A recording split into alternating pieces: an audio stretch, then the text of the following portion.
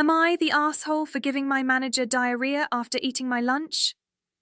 I never thought that something as mundane as packing my lunch would lead me to one of the most nerve-wracking and guilt-ridden experiences of my life.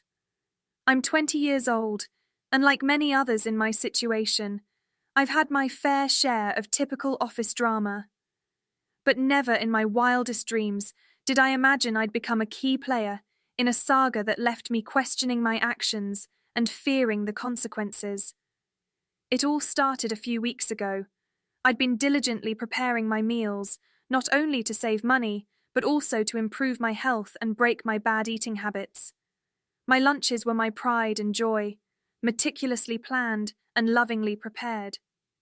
Imagine my shock and dismay when I discovered that someone in my office had been helping themselves to my food.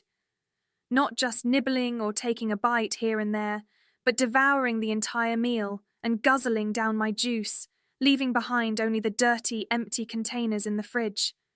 At first, I couldn't believe it. Who would do such a thing? The sheer audacity of it. I was livid, my anger boiling over to the point of tears. There's something incredibly personal about food. It's something you prepare for yourself, something you look forward to. And here was someone brazenly stealing it, day after day. I knew I had to take action. But how? My initial outrage gradually turned into a calculated plan. I confided in a few close colleagues, letting them know about my bathroom troubles and asking for advice. This was part of my setup. I even went as far as making a doctor's appointment, not because I was actually sick, but to have documented proof of my supposed condition in case HR ever questioned me. With my groundwork laid, I hatched my plan. I decided to lace my lunch with a hefty dose of laxatives. It was a risky move, but I was desperate. I packed my lunch as usual and brought it to work, setting it in the fridge as bait. Sure enough, the office rat took the bait. When I saw the empty, dirty container in the fridge, a dark, twisted sense of satisfaction washed over me. My plan had worked. The next day, I was greeted by whispers and hushed conversations. The rumour mill was abuzz with news that our manager was in the hospital, suffering from severe diarrhea. My heart skipped a beat. Could it be? My little thief was none other than my manager? The realization hit me like a ton of bricks. I was no longer just dealing with a lunch thief. I had unwittingly targeted someone in a position of power. Initially, I felt a perverse sense of justice. This would teach him a lesson, I thought. But as the hours passed, my elation turned into anxiety. What if he was seriously ill? What if the dose I gave him was too much? The guilt gnawed at me. I never intended to cause serious harm, just a stomach ache to teach him a lesson. But now, with him in the hospital, I was terrified of the potential repercussions. My mind raced with worst-case scenarios. What if HR called me in? What if they found out I was behind this? Would they see me as the victim or the perpetrator? What if my manager decided to retaliate? The thought of losing my job loomed large, and the fear of retribution kept me on edge. Days passed, and the tension in the office was palpable. I kept my head down, trying to go about my work as if nothing had happened. But inside, I was a mess. The anxiety was overwhelming. Every time my phone rang, my heart would leap into my throat, fearing it was HR summoning me. One afternoon, as I sat at my desk, my manager returned. He looked pale and tired, but there was a noticeable shift in his demeanour. He avoided eye contact with everyone, especially me. Part of me wanted to confess, to apologise, but fear held me back. I didn't want to risk my job or face possible legal consequences. To my surprise, HR never called me in. The office grapevine suggested that the manager was too embarrassed to admit that he had been stealing lunches, let alone that it was a lunch laced with laxatives that had put him in the hospital.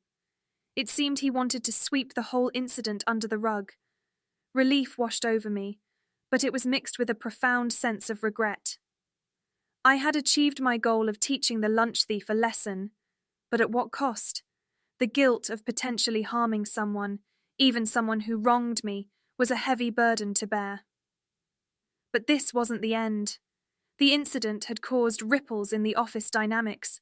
Whispers and side glances followed me everywhere. I felt like I was living under a microscope. Every interaction was tinged with an underlying tension. Colleagues who had been friendly before now seemed distant, wary. It was as if they knew, or at least suspected, that I was behind the manager's sudden illness. In the weeks that followed, my work life became a delicate balancing act.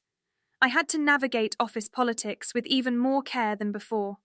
The manager, though recovered, seemed to have a newfound respect for personal boundaries, especially when it came to food. The lunches in the office fridge were left untouched, a silent testament to the lesson learned. Despite this, my anxiety didn't fully subside. The guilt and fear of being discovered haunted me. I found myself second-guessing every move, every conversation.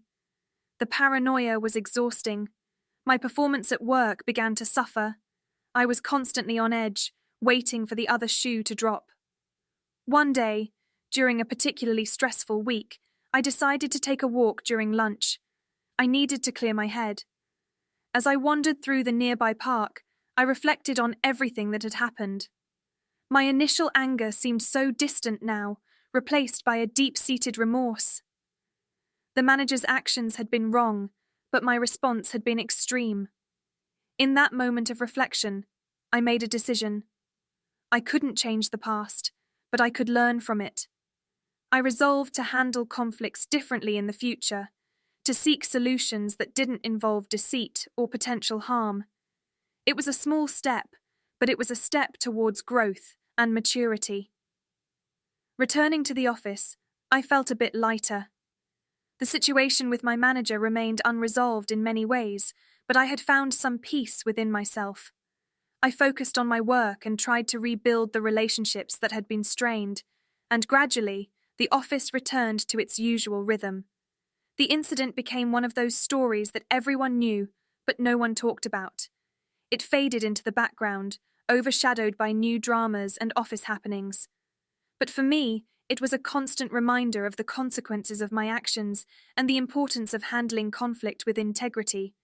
In the end, I learned a valuable lesson about the lengths to which anger and frustration can drive a person.